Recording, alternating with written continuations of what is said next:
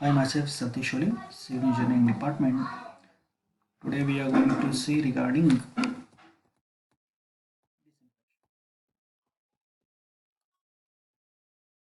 these are the content, theory and method of methods with merits and demerits. So this is a common flowchart of an water treatment plant. So you can see there are primary unit, secondary unit, and filtration unit. So after the filtration unit, there is a unit that is called as a tertiary or final treatment. So there, what we do is we add disinfection. Okay.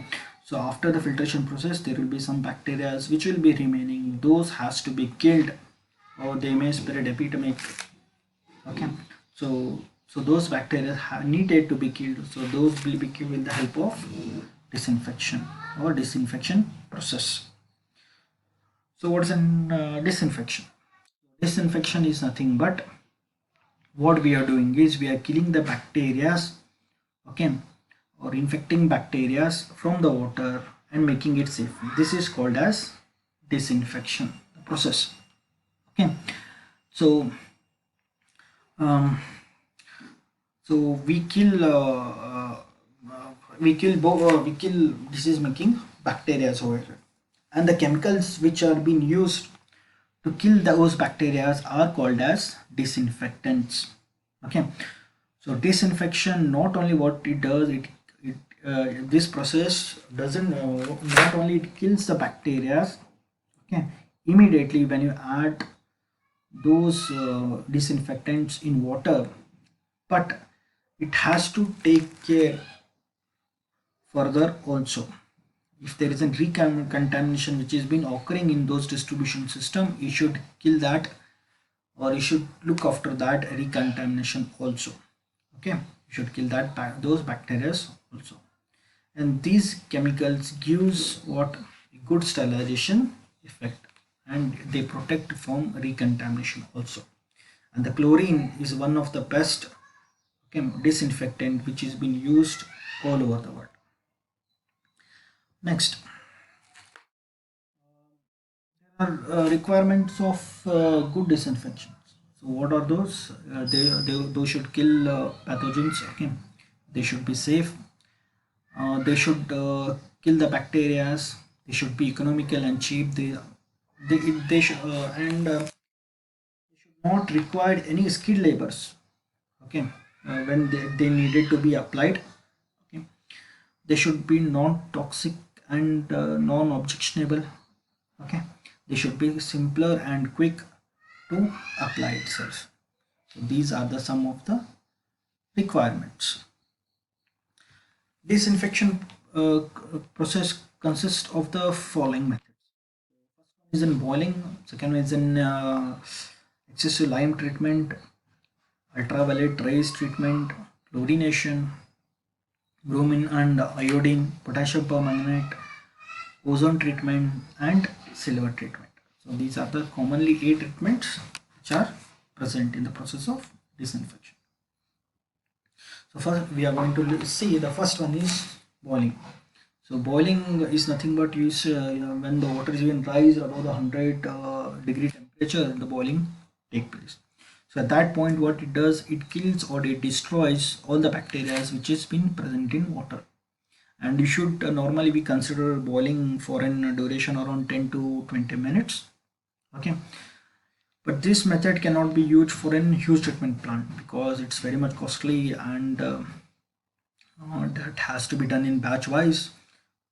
So it cannot be used, or it cannot be efficiently used in a huge treatment plant itself. Okay, but when there is a spread of epidemics and all, especially in the health advisory will be in such a way that you should use, okay, boiled water, okay, because it kills all the bacteria. So this is the common treatment unit which is used for that purpose itself. Next, excessive lime treatment. Excessive lime treatment is nothing but we are using more amount of lime in this treatment. So lime is a good softener material. Okay, it can be used in softening part also, but when you use an excessive lime, what it does, it kills all the bacteria. So here the addition is around 14 to 43 ppm of excessive lime. So when you add to that much in a heavily polluted water, it can kill around 99.3 to 100%, okay, of bacteria which is being present in there. So when you put in excessive lime, what it does, it raises the pH value and it makes the water extreme lime. So extreme lime which is very much harmful for the bacteria. So when there is an extreme lime condition, it kills around 99.9 to 100% of bacteria. The major drawback of this lime here is it can't look after the recontamination part. It cannot protect the water for the recontamination part. When you put it now, further in part of distribution, if there is a recontamination taking place, the lime doesn't take care of that thing. Okay, it was being used in the olden days. So next one we are going to see regarding the ozone. Ozone is nothing but it's a faintal blue color pigment of water. Excellent disinfectant, but it's an highly unstable allotropic form of oxygen. Okay, so it is being the molecule content here is 3 amount of oxygen atoms. It has to be produced or it has to be manufactured in the plant itself.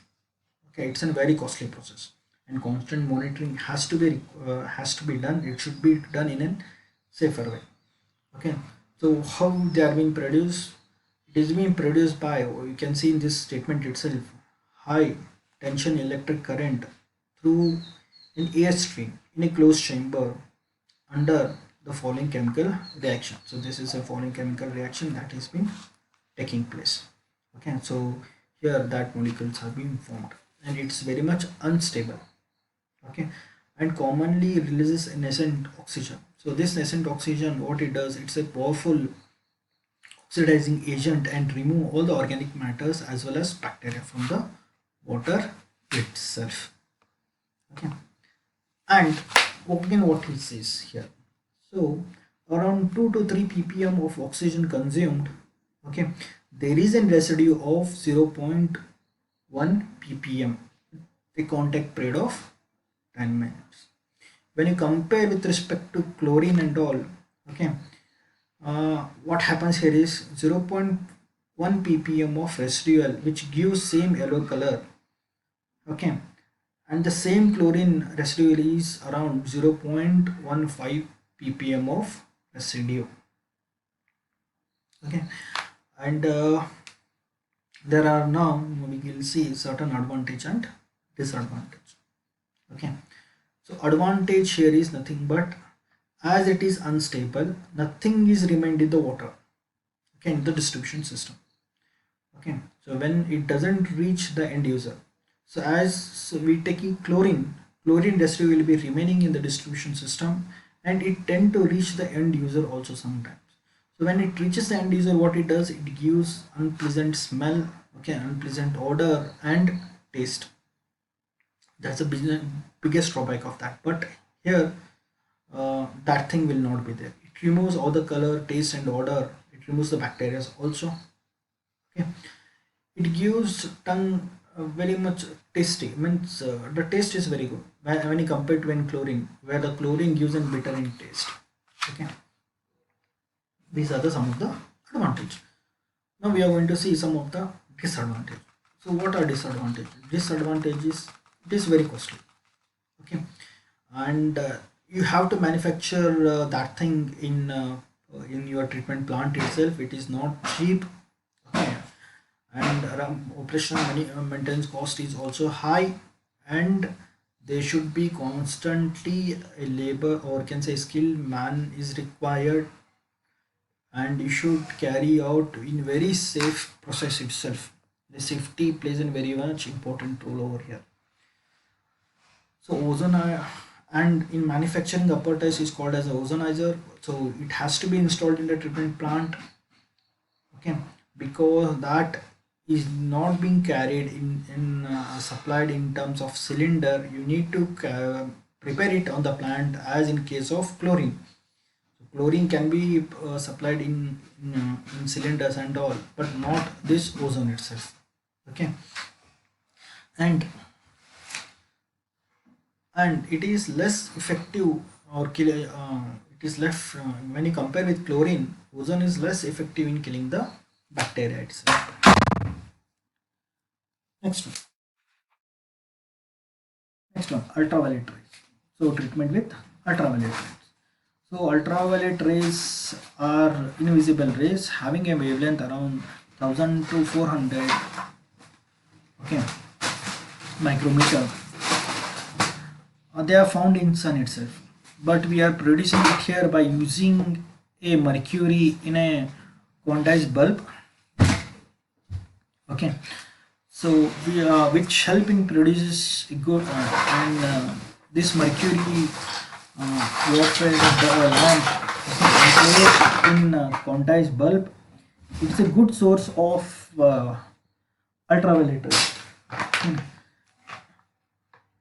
Okay, and these ultraviolet rays are highly yield, or can say it's a truly disinfectant in water itself, but there are certain conditions for using it. Okay, so the first one is the turbidity in water should not exceed 15 mg per liter, and it has to be passed several times.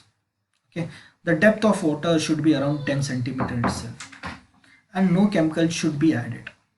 Okay, because it consumes electricity, it is a very costly process. Okay, if there is a failure in electricity, your treatment get interrupted, and what you can say, it stops your treatment process or okay. And this can be used for an smaller treatment unit plant, in hospitals, and in swimming pool. There is an interruption. Okay. Next one, treatment with bromium, iodine and bromium. So it kills it kills the pathogen bacteria. It's a good disinfectant. Okay, the limitation of this usage is around 8 ppm, and the contact period is of 5 minutes. There is a limitation. You should not exceed this one. Okay, it cannot be used for a larger treatment plant. It can be used for a smaller private and swimming pools itself. Okay, private plant and swimming pool itself. Next one, treatment with potassium permanganate. So this was used in the previous days, especially these are used in villages where less amount of bacteria are present. Okay, it oxidizes taste producing organic bacteria, and the dosage here is around 0.05 to 0.1 mg per liter. Okay, and it removes what can say algae and all. It kills the bacteria, it removes the colors, okay, and ions from the water itself. So how you are going to use it? You are going to use in a bucket by mixing in water, and there is a pink color produced. When you add this one to an to the water, when there is an pink color disappear, what it shows that there is an presence of organic matter, and you should add more quantity of potassium permanganate. And dosage period here is around 48 hours. When you dose it now, after 48 hours only you need to dose it back, and that is that sin limitation. It can remove 98% of bacteria, it can remove 100% of organic matters. So next one, treating with silver. So treating it silver, it's a good disinfectant where we use a silver ions. Okay, we use in silver rod over here, and by applying a DC current of 12.5 volts, okay, there is a strong germicidal action taking place. Germicidal action taking place. So it's a good disinfectant. It acts as a disinfectant, and here the recommended dosage varies from 0.05 to 0.1 mg.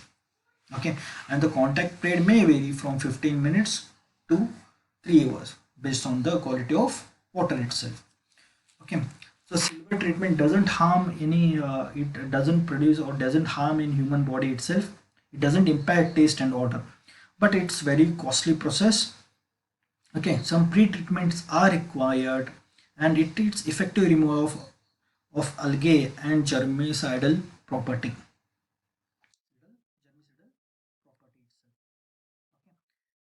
Much very much safe. Okay, and it look after the further contamination also. Okay, if there is a further contamination also, The silver will look after that for the future.